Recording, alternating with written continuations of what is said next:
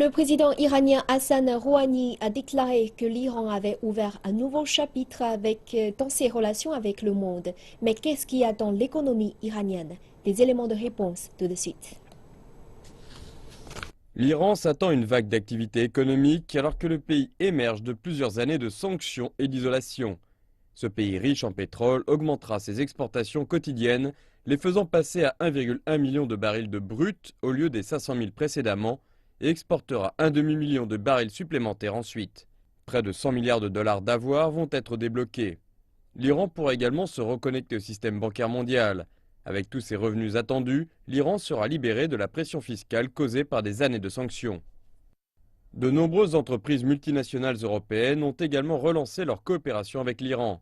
Le géant français de l'hôtellerie, le groupe Accor, a ainsi annoncé qu'il construirait 2 nouveaux hôtels près de l'aéroport de Téhéran, tandis que le géant de l'automobile, Peugeot-Citroën, cherche à relancer ses opérations avec les constructeurs automobiles iraniens.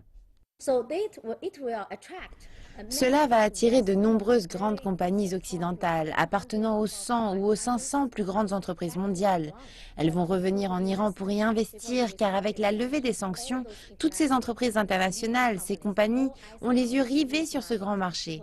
Car l'Iran est le pays le plus peuplé du Moyen-Orient et le potentiel est donc très grand.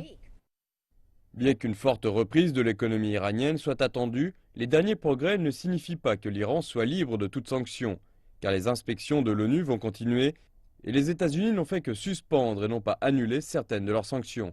L'ONU a également déclaré que les sanctions liées aux ventes de matériel de défense et de technologies nucléaires seraient levées seulement lorsque l'Iran aura achevé ses démarches liées au nucléaire.